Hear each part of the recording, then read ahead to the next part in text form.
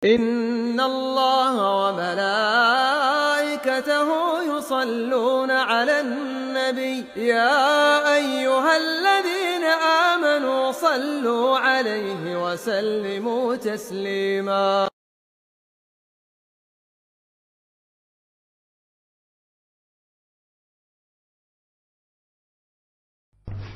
Masih kita membahas tentang macam-macam hadis dhaif.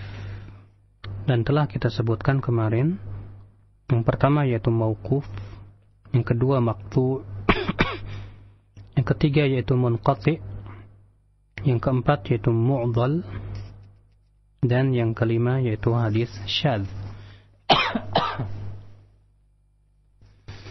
Sekarang kita masuk ke pembahasan hadis munkar.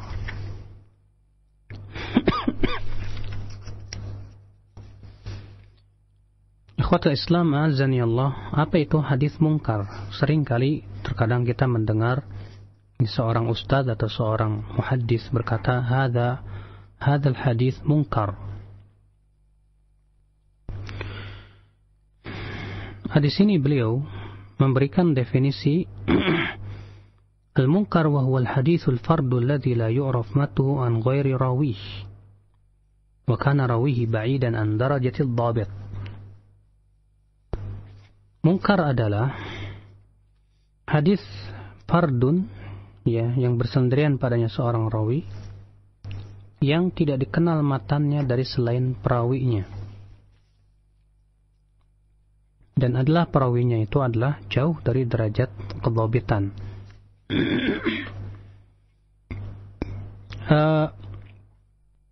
Definisi tentang hadis munkar ini, ya akhi, yang masyhur dari kalangan para ulama adalah dengan dua definisi. Definisi yang pertama, wa huwa ma rawahu ad-dha'if mukhalifan lima rawahu thiqah, yaitu apa yang diriwayatkan oleh perawi yang dhaif bertabrakan atau bertentangan dengan apa yang diriwayatkan oleh perawi yang thiqah. Ya, apa yang diriwayatkan oleh perawi yang dhaif bertabrakan atau bertentangan dengan apa yang diriwayatkan oleh perawi yang thiqah. Tentunya di sini definisi ini, akhi, ada sedikit kesamaan dengan syadz, di mana ya hadis syadz sebagaimana telah kita definisikan pada pertemuan kemarin, syadz itu artinya mukhalafatu ya al-maqbul liman huwa aula minhu. Periwayatan perawi yang makbul yang diterima yaitu thiqah atau saduq, ya, yang bertabrakan dengan periwayatan perawi lain yang lebih thiqah, yang bertabrakan dengan perawi lain yang lebih thiqah. Di sini terdapat kesamaan hadis munkar dengan hadis syadz, yaitu adanya penyelisihan, di mana periwayatannya tersebut ia bertabrakan dengan yang lebih kuat darinya. Namun kalau hadis munkar yang menyelisih ini adalah perawi yang dhaif, ya, dia menyelisihi perawi lain yang thiqah. Sedangkan hadis syadz, ya, yang menyelisih inilah perawi yang thiqah juga atau setidaknya saduq, tapi bertabrakan dengan yang lebih thiqah atau lebih banyak jumlahnya. Ya. Maka ini adalah definisi pertama dari hadis munkar.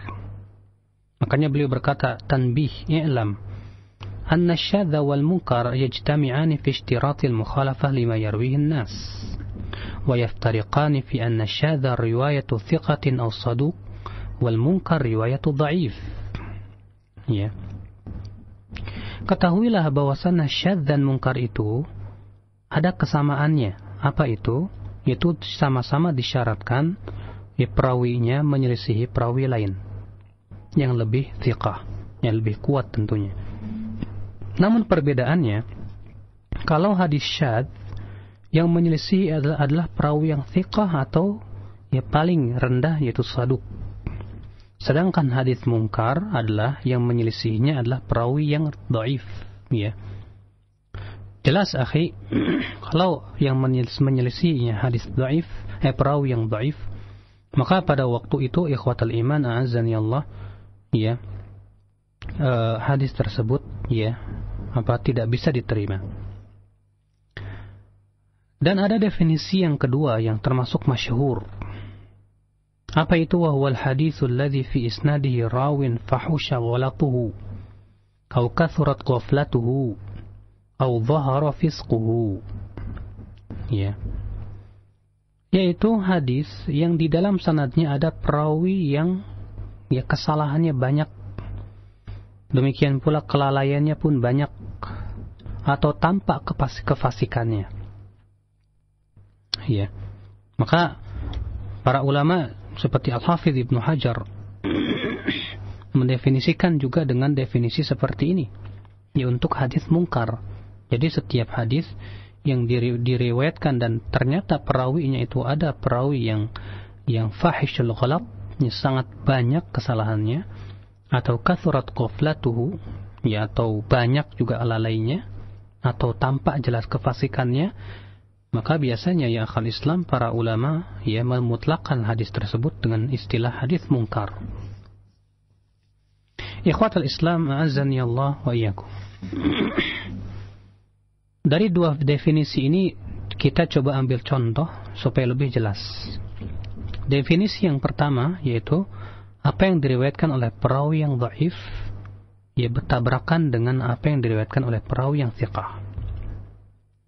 Marwahu Ibnu Abi Hatim min tariq Hubayb bin Habib Az-Zayyat an Abi Ishaq an Al-Aizar bin Huraith an Ibn Abbas an Nabi sallallahu alaihi wasallam qala man aqama as-salata wa ata az-zakata wa hajja al-baita wa sama wa qara ad-dayfa dakhala al-jannah.